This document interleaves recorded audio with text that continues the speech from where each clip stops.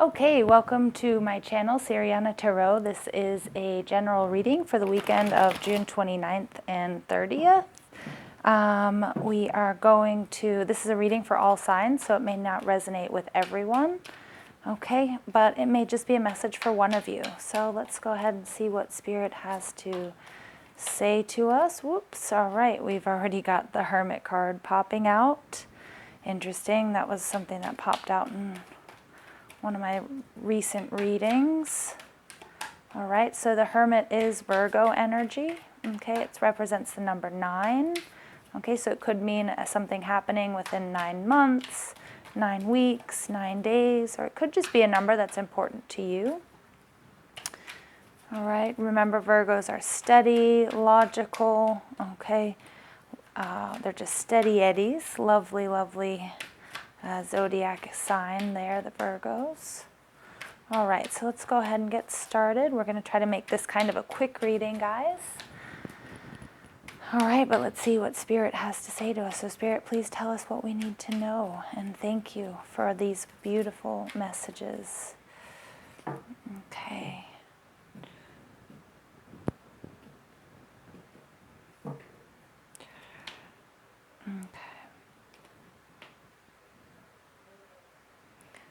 Make sure you guys can see all of these. Ooh, we've got the King and the Queen of Cups. All right, so this may end up being a love reading, you lovely people. All right. Ooh, and the King of Wands. Gorgeous. All right, so in this reading here, we have got, I'm just going to adjust this camera for a second, guys, so you can see all of the cards. All right, so in this reading, our overall energy is the Fool. I love the Fool. This is just beautiful energy. I love his little dog who's telling him, hey, watch out. Don't step off the cliff. But the Fool is just like the world. It's the beginning of this beautiful journey. There may be a little bit of risk-taking involved. The Fool represents 0, and in ancient Arabic, the 0, they chose 0 for the symbol of the egg to represent the 0, to represent infinite possibility. And this is just so beautiful, you guys, as an overall energy. So much infinite possibility going on in this reading. That's the message for you. Underneath that card, I feel like it's really important to note you've got the 4 of Swords, which is all about meditation. Okay, and Swords energy represents Aquarius, Gemini, and Libra, and it's all about taking that special time for yourself when you need to really figure things out. Go inward, check up, do sort of an inner sort of checkup on, what's going on with you physically, mentally, spiritually, emotionally. Just a beautiful, beautiful card. And this works very well with the Hermit card that we're going to see that popped out in the first position. So here we've got the Hermit. This usually is the this is Virgo, and this represents the same, very similar to the 4 of Swords. It's about sort of rejecting the material world, putting on, your burlap sacks and heading up to a mountaintop, just with a staff. All right, remember the staff goes upward. It represents power and potency, but it also goes up to the heavens and it's touching the ground. So it's that communication between, the material world and the divine. He's got a lantern, so he's shedding light on things. He's discovering new information, new knowledge, inner knowledge, intuition, and he's following a path. So the path is lit by this lantern. So don't worry, guys. Spirit is saying, I've got your back. You can see, I'm giving you the light, everything you need. You will find enlightenment, but you do need to go inward for a moment here. Okay, that's really important. And this, it can't get any clearer than this. Okay, the Hermit card is clarified by the Hanged Man, and the Hanged Man is all about, whoa, take a time out, take a step back, meditate, figure out what is going on. It's all about the spiritual. Okay, do your yoga, do your Tai Chi, do your Reiki, get out your healing crystals, and take some moments, just meditate, think, and get away from people. That's what Spirit is saying. Get away from all the noise.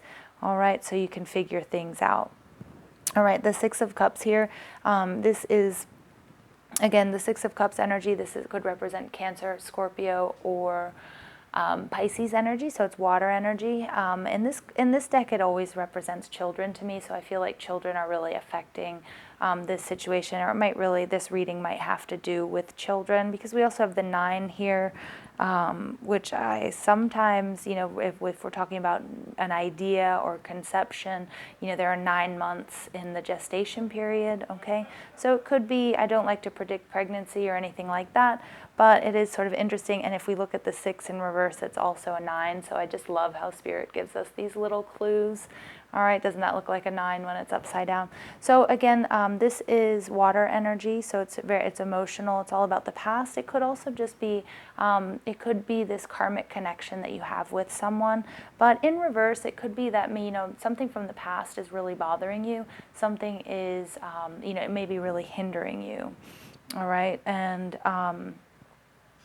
that's what I'm getting. It could be a person from your past, or it could be you focusing too much on the past. But either a person or a situation from the past sort of needs to be cleared. That's what Spirit is saying. You're going to really have to unblock that. Sorry, you're going to have to clear that block. That's what Spirit is saying. Clear this block. There's something from the past, either the way you used to deal with situations, your previous traumas. It could be something from your family as well. You're just going to have to clear those blocks, okay? And I think you can do that by going inward, all right? I'm really doing a spiritual cleanse, cleansing your auras, your chakras.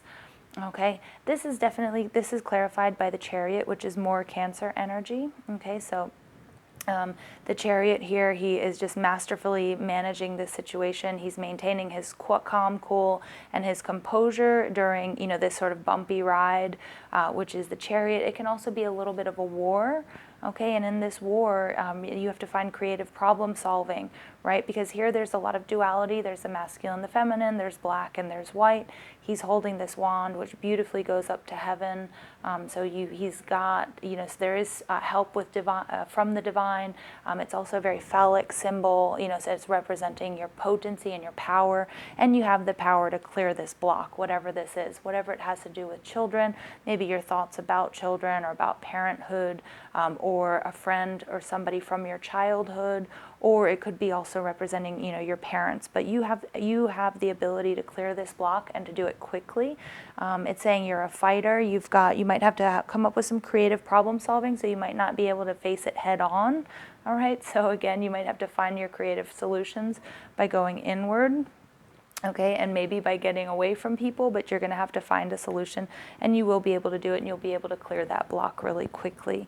All right, if you do, and this may have to do again with I get that this might have to do with your parents or father and mother figures, but if you do clear that block quickly, and you are able to do that, you can sit very comfortably in your emotions, just like the King of Cups does. The King of Cups, although he is in the water, he's one of the kings, so this is Cancer, Scorpio, Pisces energy.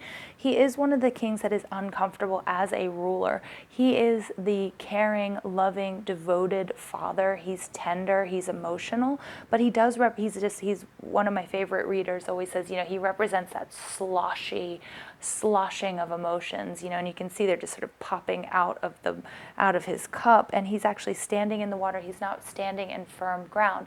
He's not so comfortable in his position as a leader, but he has been able to harness his creativity.